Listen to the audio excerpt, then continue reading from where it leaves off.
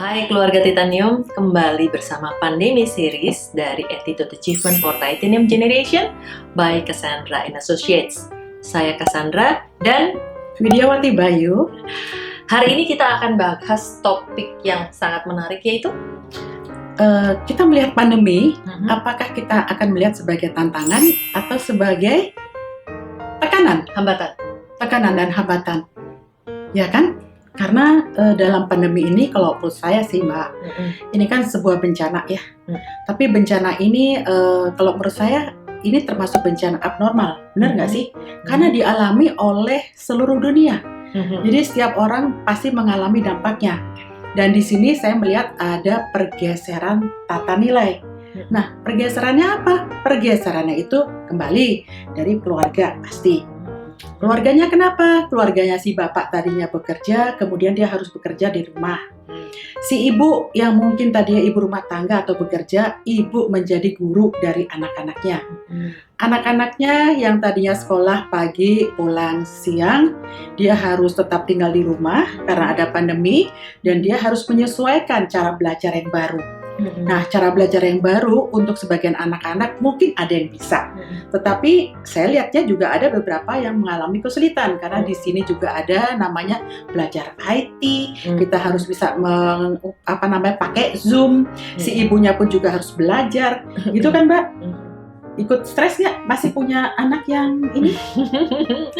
Masih ada satu yang yang masih harus belajar di tingkat menengah dan tentu saja terkena lah dampak seperti itu. Nah, sekarang saya mau tanya nih sama Mbak Cassandra. Kan Mbak Cassandra kan sangat sibuk ya sebagai seorang psikolog. Nah, terus gimana caranya nih membagi waktu antara praktek dan juga ngajarin anak? Apa di rumah ada bapaknya nih yang jadi asisten? Yang jelas memang pas di awal-awal itu kan memang pandemi dan full kan, semua memang work from home. Bapaknya, ibunya, kakak-kakaknya, dan anaknya, dan adiknya, gitu kan. Dan tentu saja masih banyak kesempatan untuk selalu membangun sistem tersebut tadi kan. Bisa atau tidak bisa, biasa atau tidak biasa, suka atau tidak suka, kita harus berubah. Nah di awal itu memang sudah dibentuk, gitu kan. Jadi kita yang bentukan keluarga sudah ada di awal. Ada kebiasaan bahwa tetap harus bangun pagi, lalu kemudian berjemur, kemudian makan sehat dan lain sebagainya. Nah, tetapi kemudian memang dengan kondisi yang sebagian sudah mungkin kembali beraktivitas, ya kan. Nah, ini kan berarti anaknya belum nih. Karena kan sekolah masih ditutup nih. Iya, betul. Nah, bahwa anak ini kan juga punya tanggung jawab. Nah, kebetulan yang beruntungnya kan anaknya sudah SMP. Jadi sudah bisa punya tanggung jawab. Paling ya paginya jangan sampai terlambat, lalu kemudian bikin PR.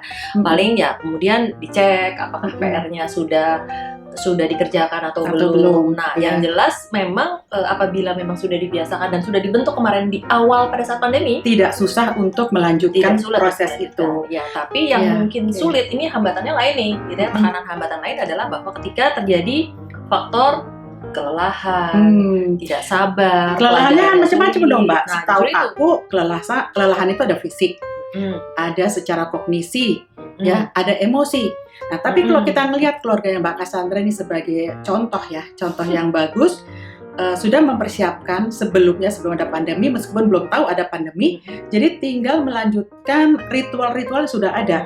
Berarti kan saya melihatnya di sini Mbak Cassandra melihat pandemi ini bukan sebagai tekanan ya. Kalau saya melihatnya sebagai sebuah tantangan.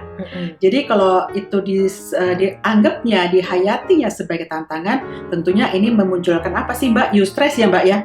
Stresnya dibikin sebuah positif. Ada kreativitas berpikir. Nah, kreativitas berpikir itu kira-kira untuk Mbak Cassandra sendiri apa dong? Kan kalau saya lihat nih ya Mbak ya, di dalam beberapa keluarga stresnya itu membuat penghasilan saya kurang, kemudian saya di rumah tambah stres. Nah, harusnya potensi yang sebelumnya emang sudah ada kan kita bisa angkat kan, kita bisa tingkatkan lagi untuk membuat sebuah kreativitas baru. Nah, kalau dari Mbak Cassandra gimana? Apakah di keluarga juga ada seperti itu? Ya, pastinya ada. Tapi tentu saja kan sekali lagi, tadi ada hambatan juga pasti ada. Artinya tadi ada kelelahan, ada tekanan, bahwa mungkin ternyata ini yang jadi permasalahan itu adalah saya kira di semua keluarga mengalami hal yang sama. Betul. Ya kan? Ya. Apakah penghasilan ini berkurang, lalu kemudian juga sinyal atau kuota yang mungkin tidak tersedia gitu ya, bahwa mungkin misalnya di keluarga kami pun juga mengalami hal tersebut. Betul. Ya. Jadi masalah keuangan sinyal, ya tentu ada ya. Pasti ada. Ya, lalu kemudian sinyal ini kan juga tidak gratis gitu kan ya. Sinyal ini tidak sesuai dengan harapan seringkali gitu ya, bahwa apalagi di daerah kita ini kan juga banyak yang menggunakan sehingga akhirnya berebut rebutan menjadi tidak lancar. Nah, kita bisa bayangkan bahwa di bagian wilayah Indonesia yang lain ini juga menjadi masalah. Betul. Kemudian yang ketiga adalah ketika orang tua bisa jadi stres, ya kan? Gurunya juga stres. Lalu kemudian mungkin juga memberikan tugas-tugas saja. Nah, sementara tadi anaknya sendiri juga sudah bosan. Bisa dibayangkan selama 5 bulan tidak boleh kemana-mana, tidak beraktivitas, tidak bisa ketemu teman, lalu kemudian hanya dipaksa untuk di rumah saja. Di rumah saja. Dan jangan lupa loh ya, bahwa memang pandemi ini baru terjadi selama 5 bulan terakhir. Baru 5 bulan begini loh, Mbak. Baru 5 bulan. Tetapi 5 bulan ini pun juga berada di waktu mereka yang seharusnya liburan. Betul. Jadi liburan itu terpakai ya. Liburan mereka terpakai untuk stres ini gitu ya kan. Sebenarnya setiap orang setelah mereka mengalami sebuah pekerjaan yang berturut-turut, sekolah dibutuhkan adanya relaksasi, liburan. Kemarin libur itu jatuhnya di bulan Juni yang juga tidak bisa digunakan, ya kan. Lalu kemudian masih ditimpa lagi dengan pelajaran-pelajaran, lalu kemudian tugas-tugas, dan kemudian juga bagaimana guru misalnya memberikan jenis atau model pembelajaran yang harusnya berbeda, yang memudahkan, tapi ternyata justru misalnya memberikan yang sifatnya menambah tekanan, beban. Contoh misalnya soalnya dalam bentuk IT lagi kan, dalam bentuk harus melototin gadget lagi gitu. Dan ternyata soalnya pun bukan soal yang mudah dikerjakan oleh orang tua. Ternyata kita kan harus belajar juga ya. Ini menjawab pertanyaan kan. Nah, biasanya kalau di rumah bagian matematika bagian ibu. Oh gitu. Bagian matematika bagian saya. Bagian bapak? Bagian bapak bagian IPA. Oh gitu. Bagian IPS bagian kakaknya kan gitu. Jadi kami bagi tugas nih gitu. Oh ini bagian ini bagiannya bagian matematika. Itu ditanya juga anaknya. Kalau diajarin matematika lebih suka sama siapa? Aku lebih suka sama dia. Coba ini sama bapaknya, sama kakaknya, sama. Nggak cocok ya sama bapaknya. Mungkin ada kegalakan tersendiri. Tapi kan kembali lagi ini teknik ya. Ini cara untuk salah satu teknik. Tapi setiap keluarga kan juga punya teknik ya, Mbak. Betul. Pastinya, nah, persoalannya kemudian adalah ketika anak ini sampai di titik fatigue. Sampai di titik capek, di titik dia jangan bosen, sampai di stres ya Pak. Dan persoalannya adalah dari jam 7:30 sampai jam 2 mereka sudah melakukan tugas yang sifatnya online. Mereka sudah kemudian disambung lagi dengan ada tugas-tugas. Bikin tugas lagi. Jadi lalu kemudian ketika refreshing, yang nggak bisa pergi kemana-mana, main lagi. Gitu. Jadi total itu mereka bisa menghabiskan waktu hampir 18 jam di rumah, di dalam kamar, dan dengan gadget. Nah, ini menurut saya menjadikan suatu tantangan juga sih. Betul, tantangan. Tapi Mbak, kalau saya punya ada pemikiran lain ya. Bagaimana kalau keluarga yang memang seperti ini, yang terus-menerus monoton mengerjakan yang sama. Tentu kan kita juga harus punya dong waktu untuk bagaimana kita bersama-sama dengan keluarga kan. Nah, bersama dengan keluarga itu saya berpikirnya hari Sabtu, hari Minggu. Ya kan, kita membuat sebuah mungkin diskusi kelompok kecil di antara bapak, ibu, dan anak-anak untuk membicarakan juga mengenai apa sih yang dirasakan oleh setiap anggota keluarga. Ya kan, jadi kita kan nggak tahu ya Mbak, ya mungkin mereka merasakan sesuatu dengan melihat tayangan TV, ada stres-stres tertentu. Nah, itu kan juga harus keluar ya Mbak ya. Kalau nggak keluar gimana dong Mbak? Kan kasihan mereka juga kan, nanti akan ada distres yang lain. Nah ini apakah di keluarganya Mbak itu juga ada hal-hal seperti itu yang sifatnya seperti kayak kelompok gitu, jadi ngobrol gimana nih rasanya nih selama pandemi 5 bulan nggak bisa liburan, kamu pengennya apa? Nah itu kreativitas itu kan juga bisa muncul, umpamanya anak didorong untuk hari Sabtu Minggu bertanam, cocok tanam ya kan, bisa kan? Atau mungkin saya dengar anaknya Mbak Cassandra yang perempuan pintar masak, ya kan?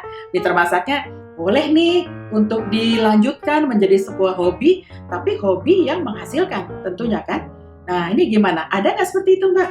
Ya, yang jelas sih memang semua sibuk pasti. Ya, tetap ayahnya sibuk, kakaknya juga sibuk bekerja, lalu kemudian juga punya kegiatan dengan teman-temannya. Nah, yang jelas tiap orang ini pasti hampir sama. Ya, masing-masing punya refleksi tanggung jawabnya masing-masing. Dan mungkin sebagian punya privilege atau keberuntungan untuk misalnya punya kegiatan aktivitas olahraga misalnya ya, bisa mau main golf, mau apa dan sebagainya. Tapi kan kembali lagi tidak semua keluarga Indonesia punya kesempatan tersebut. Betul. Nah, bagaimana keluarga Indonesia bisa mensiasati dengan segala keterbatasan yang ada, ya kan? Bahwa lari pagi pun juga bermanfaat. Iya, masak-memasak juga bermanfaat. Lalu kemudian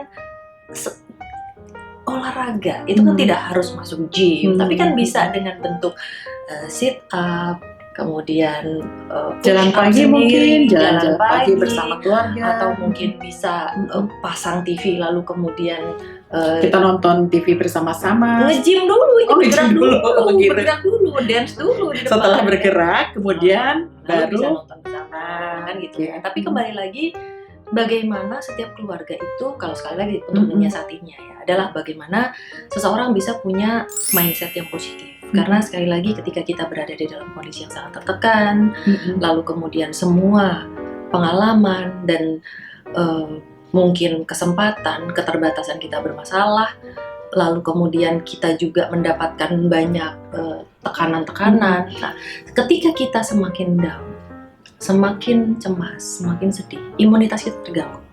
Nah, ketika imunitas kita terganggu, kemungkinan kita terkena virus ini jadi semakin kuat. Nah, justru yang harus disiasati adalah menjaga agar mindset kita tetap positif. Ketika kita sebetulnya tetap positif itu tadi, salah satu siasatnya adalah tetap mempertahankan rutinitas. Ya, betul. Ya, tetap aktif, ya kan? Bahwa kalau misalnya ditanya, tadi kan ditanya sejujurnya. Kalau ditanya sejujurnya, saya tiap Sabtu Minggu pasti ditinggalin sama pacar saya pergi main golf atau berolahraga. Tapi ada kreativitas dong untuk ngapain di rumah kan kembali lagi. Kalau mungkin kita bawa menjadi sedih, pasti sedih dong. Ditinggal, nggak diajak, kan gitu ya. Tapi untungnya saya tidak mengarah ke sana karena saya tahu persis bahwa mindset ini harus diatur. Ya, betul. Ya, bahwa bisa saja saya kemudian kok urusan ngurus anak bagian saya, urusan ngurus rumah misalnya juga bagian saya misalnya. Terus kapan dong untuk diri sendiri? Ya, tapi kan? Kembali lagi, sekali lagi kan ada mindset positif yang harus dijaga, yang dikelola, harus dikelola gitu. Karena sekali lagi ketika kita hanya mikir yang negatif, ya jadinya negatif. Betul. Bahwa sekali lagi setiap orang di rumah kita itu pasti mengalami situasi dan kondisi. Tapi dukungan sosial itu penting sekali. Biarkanlah mereka punya kesenangan pribadi, ya kan?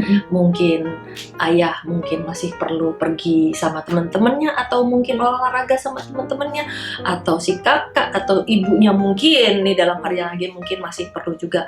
Yang paling penting adalah masing-masing tetap menjaga kesehatan. Ya, menjaga untuk taat dan patuh terhadap protokol kesehatan. Ya, satu, kalaupun keluar harus jangan lupa cuci tangan, pakai masker, dan kalau pulang baju selalu diganti dan lain sebagainya, disemprot dulu dan lain sebagainya. Lalu kembali lagi yang terakhir, makan sehat, lalu istirahat cukup, nutrisinya, dan kemudian juga olahraga, dan yang paling penting terakhir adalah mindset.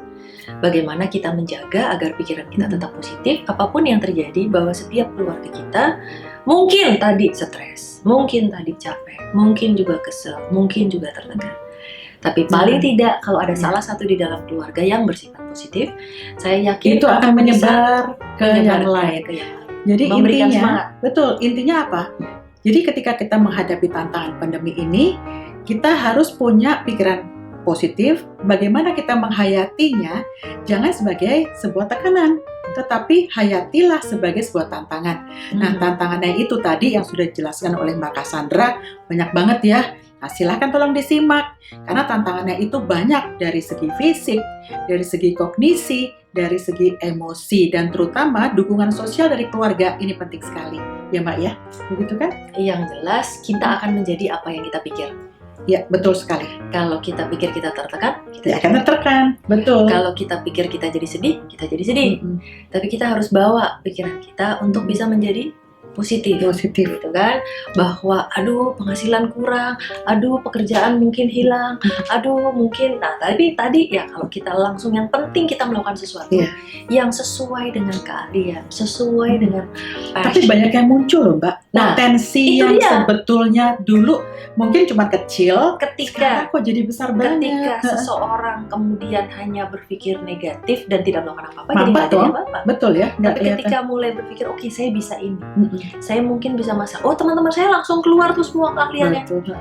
Tugas saya adalah mengendorse saja. Oh saya makan ini enak. Oh saya makan yang itu enak. Dan ternyata masing-masing jadi saling terbantu. Dan di Iya, sini letaknya bahwa kita punya connections, kita Hmm. punya persaudaraan yang Betul. tinggi. Silaturahmi tetap harus terjaga ya tentunya Betul. ya. Kita tentu masih membatasi untuk bertemu dengan Setuju. orang-orang yang kita sayangi, teman-teman, keluarga dan lain sebagainya. Hmm. Tetapi jangan membatasi pikiran kita Untuk tetap untuk berkreasi. tetap berkreasi dan berkarya, Iya. menghasilkan sesuatu dan tentu saja memberikan semangat bagi orang-orang yang Iya. kita kasihi dan kita sayangi. Keluarga Titanium, semoga apa yang kami berikan hari ini bisa bermanfaat dan memberikan inspirasi bagi kita Amin. semua. Amin. Sampai jumpa di pandemi series yang lain. Oke.